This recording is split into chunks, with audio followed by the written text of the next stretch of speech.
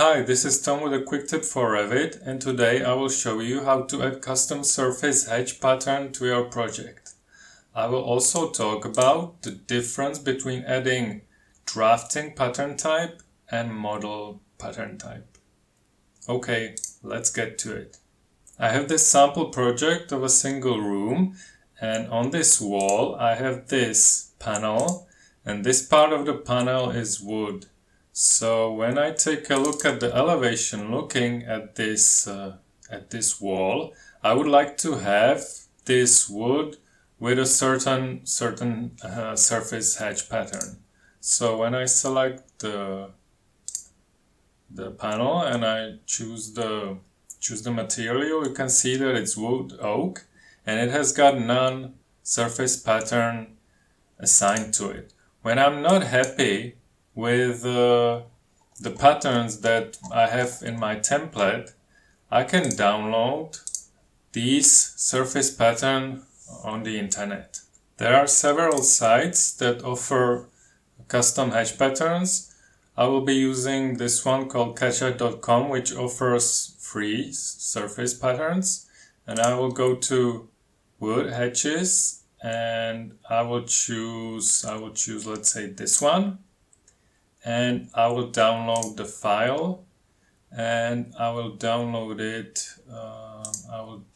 it to my desktop.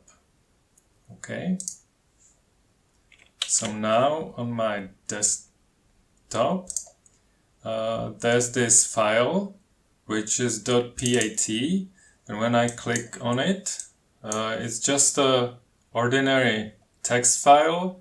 Here, this is the name of the pattern, this is the description, and now here is the definition of the pattern, all of these numbers. This pattern is quite complicated. So this is just to see what the pattern is consisting of. And let's get back to Revit. Now you will go to the definition of the material wood oak, and in the surface pattern we will click here, and first we will talk about drafting pattern type. So how do we import it? First we will create a new fill pattern and we will name it imported wood, and we will choose custom. We will go to browse and I'll go to desktop and choose the file, open it.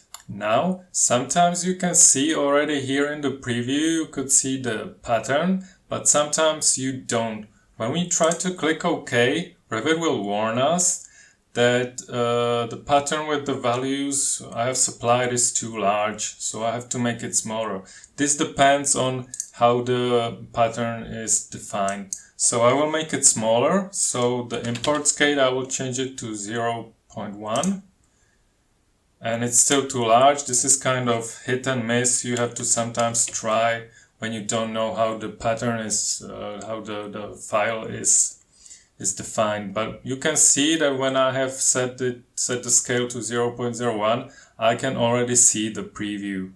Okay, so now I can click OK, OK, and the forward surface pattern is defined. When I click OK, you can see that in my project I can see the surface edge pattern on the material that I've chosen. Now I can still edit the scale of the surface pattern. So when I go to the material again, I have this pattern here. I can choose to edit the fill pattern, and I will set the scale even half smaller. I will click OK, and I will also change the color to not to be black, but just kind of light gray. Okay, so now the pattern is smaller and it's light gray. Now let's take a look at importing model edge surface patterns. I have created a surface pattern which represents hardwood floor with the size of the planks 900 by 150 millimeters, and they are like this, that it's half and a half and a second one. I have created this file and I have it on my desktop. It looks like this. Again, this is the name of the pattern, this is the description, and this is how it's defined. It's much more simpler than the one that I have downloaded. And let's import this surface pattern to our project. So we will use it for our floor. So let's get into the definition of the floor structure. And you can see that the finish is floor wood. And this material has non-foreground surface pattern assigned to it. So we will create a new one and we will do the model one. So we will create a new and we will name it hardwood floor 900 times 150. And we will choose custom again and we will go to browse and we are on the desktop and we will choose my file. Now when we go to open with the model type, there's a problem.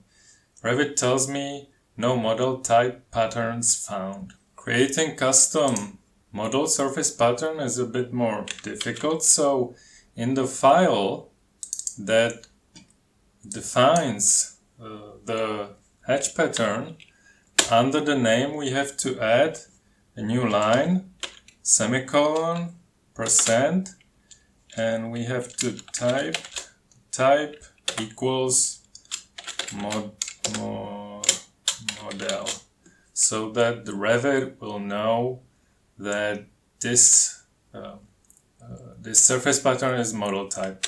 You will save the file, close it. Now when we import it again, it gets imported. We will take a look at the import scale a bit later. So now we click OK. You can see that in the preview we still cannot see anything, which is kind of makes me suspicious, but I will click OK. This looks okay. I click OK, OK, OK. Now we will take a look at the floor plan. And when I look at the room, I can see something strange. There's this line going through and nothing else. I cannot see the surface pattern. The problem is that Revit imports surface patterns by default in inches. And I have created my surface pattern in millimeters. So I have to go to the file again, and then here at the start I have to add again semicolon, % units equals millimeters, so that Revit will know that these numbers are not inches. These numbers are not inches but millimeters. I will save the file again, close it. Let's go back to Revit. And I can also access the surface patterns from here. So I'll go to the model. This is the one that I've created. I will edit it and I will browse again and load the file again. And you can already see that in my preview I can see. I'll click OK and you can see that now the hatch patterns look like it should. And when I dimension the size, it works in millimeters. It works in millimeters. It's the one that I wanted to have. Okay, I will now also change the color of the hatch pattern. So it's not black. I don't like to have those black surface patterns. And now we have loaded the custom model surface pattern. So loading custom surface patterns to your Revit project is quite easy when you do the drafting type. The model type requires you to do a few more steps, but it's also quite easy. And you can download those custom surface patterns or you can create them from scratch. Okay, I hope this helps and take care.